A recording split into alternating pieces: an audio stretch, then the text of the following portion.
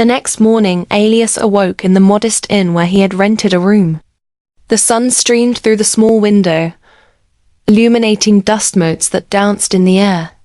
Despite the warmth of the room, he couldn't shake the chill that had settled over him since his visit to the church.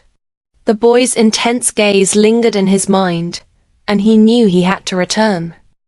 After a quick breakfast of bread and cheese, Alias packed his satchel with essentials, his notebook, a camera, and a flask of water. The innkeeper gave him a questioning look as he stepped out into the village square, but no one stopped him as he made his way back to the forest path.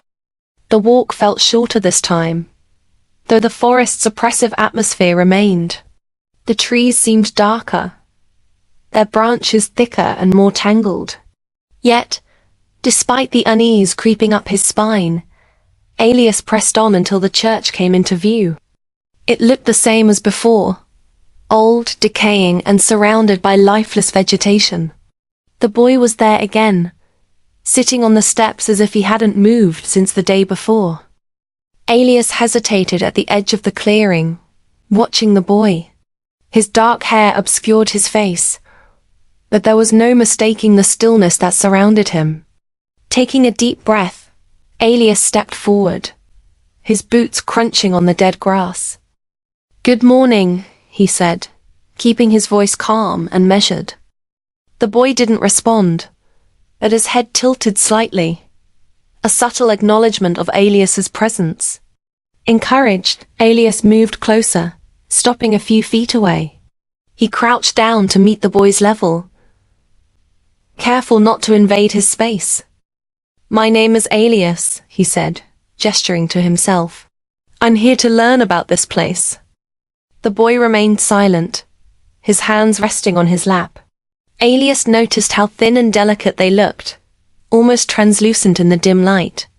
Despite his lack of response, the boy didn't seem afraid or hostile. Instead, there was a quiet curiosity in the way he observed Alias.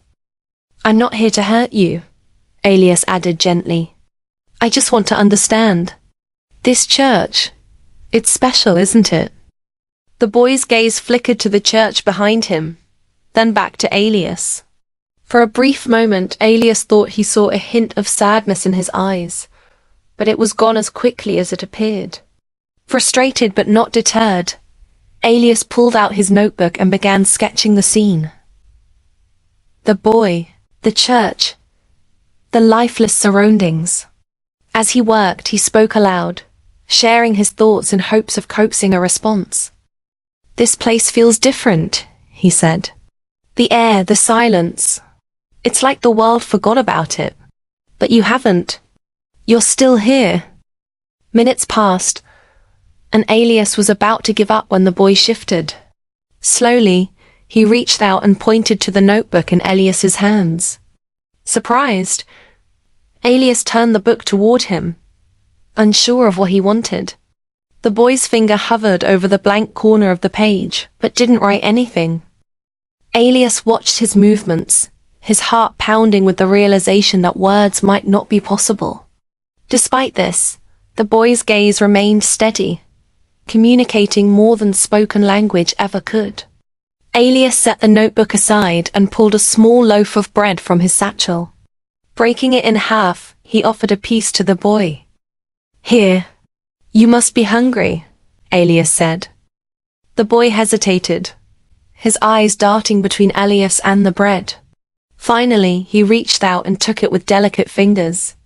Alias watched as he nibbled at it, his movements cautious but not distrustful.